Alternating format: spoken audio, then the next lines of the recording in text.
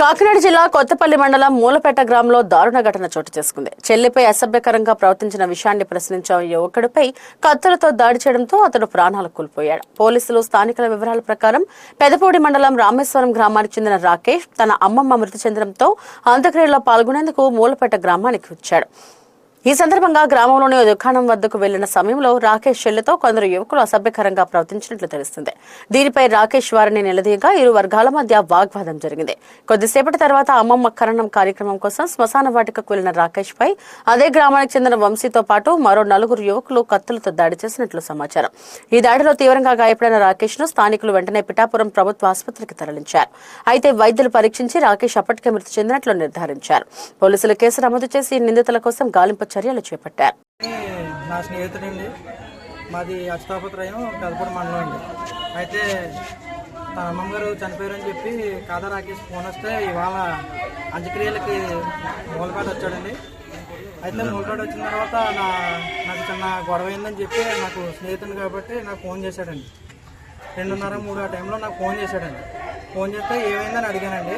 అడిగితే మా చెల్లిని మూలపేటలోని ఒక అబ్బాయి కామెంట్ చేశాడని చెప్పాడండి.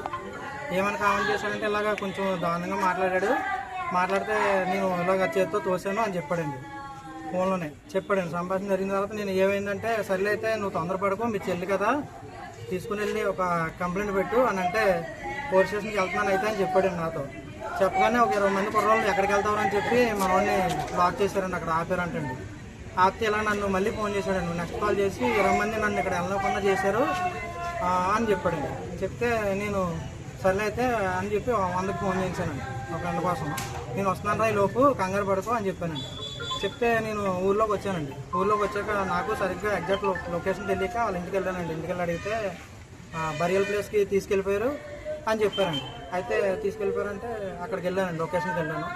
అయితే రాకేష్ ఉన్నాడండి, వాళ్ళ బ్రదరు కాదా నవీన్ అండి, ఇంటి పేరు కాదా నవీన్ కూడా ఉన్నాడు. వాళ్ళ బంధువులు అందరూ ఉన్నారండి.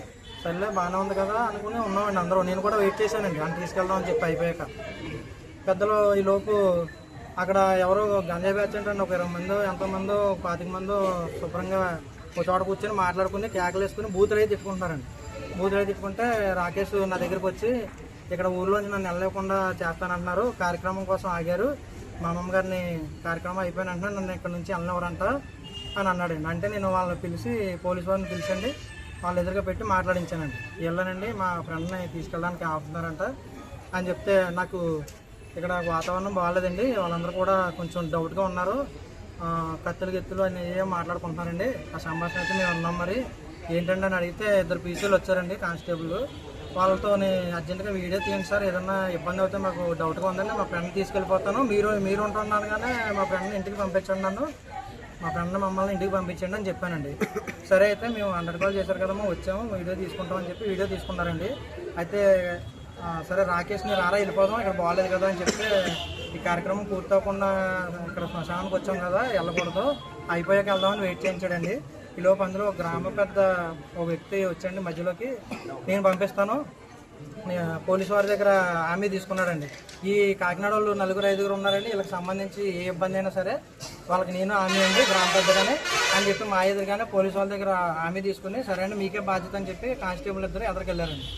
ఒక 200 మీటర్స్ డిస్టెన్స్లోకి కానిస్టేబుల్ ఇద్దరు వెళ్తుండగా మేము వీళ్ళందరూ కూడా వాళ్ళు వెళ్ళిపోయారు కదా, 2 వెళ్ళిపోయారని చెప్పి ఒకరొకరు కత్తులతోని వాళ్ళ బంధువుల్ని మా మీద అందరినీ కూడా చల్లది లాగేసుకుని తోసండి, బాటలో తోసి గొడవ పెట్టేసి కొట్టేసండి.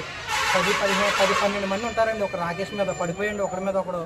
లోపల ఎవడో ఇక్కడ పేర్లు తెలియదండి, వీడియోలో అయితే ప్రతి ఒక్కరు ఉన్నారు. ఎవడో వంశీ అన్న కుర్రోడు అంటండి మెయిన్, ఆ అబ్బాయితో గొడవ అయిందండి. ఆడు గంజాయి బ్యాచ్ని మెయింటైన్ చేస్తాడంటే కత్తి తీసి గుండెల మీద అడ్డంగా కోసి పొడిచి చంపేశాడండి నిర్దాక్షిణ్యంగా. పోలీసు వారు ఇంకా దగ్గరలోకి వస్తుండగా పారిపోయారండి ఎవరికాళ్ళు. వెనక్కి తిరిగి గొడవ అవుతుందని చెప్పి పారిపోయారండి. పారిపోతే పోలీసు వారు బండిచ్చి హాస్పిటల్ పంపించానండి. హామీ పెద్దలు ఇచ్చిన పేరు ఇంకా ఈయన తెలుసండి, కాకాడ లాజర్ గారు అంటే ఆయన పేరు. ఆయన ఊరి పెద్ద అని చెప్పి నేను హామీ మీకేం అవ్వదో మీ ఒంటిపై చేయబడదని చెప్పి హామీ తీసుకుని పోలీసు వారిని పక్కదో పట్టించింది ఆయనండి. శ్మశానంలో మర్డర్ జరిగింది, అక్కడ పంపించారంట. చేతిని చంపేశారండి. అందుకని మాకు ఆయన మీద కొంచెం ఇదిగా ఉందండి. నెక్స్ట్ వచ్చి కుర్రంలో అయితే వాళ్ళు ఎస్కేప్ అయిపోయారండి. ఇంట్లో దగ్గరికి కూడా పోలీసు వారు వెళ్ళారని లేరంటండి.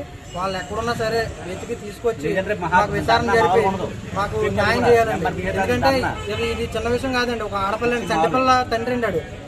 వాళ్ళ మిస్సెస్ కూడా కాదా రాకేష్ అన్న వాళ్ళ భార్య కూడా ఎక్కడో ఒక 20,000కి నర్స్ కింద పని చేసుకుని బతుకుతుందండి. ఇటువంటిది వాళ్ళ కుటుంబం అంతా కూడా శిథిలావస్థలపై మొత్తం ఏడ్చి చాలా బాధలకి వాళ్ళ నాన్నగా చనిపోయి 6 నెలలు అయిందండి. వాళ్ళ కుటుంబం అంతా కూడా చాలా శోకంలో ఉందని చాలా ఏడుస్తున్నారండి. ఇదైతే మీరు ఎవరైనా సరే ఈ ప్రభుత్వంలో ఎవరైనా పెద్ద ఏదైనా గొడవ జరిగితే మాట్లాడు అక్కడ ఆ ప్రదేశంలో అందరూ కూడా బాధతో ఉంటారు. ఇలాగ ఒకరిని చంపేద్దాం ఉద్దేశంతో ఎవరో రారు కదండి. చచ్చిపోయిన వాళ్ళ కోసం ఏడ్చి ప్లేస్ అది.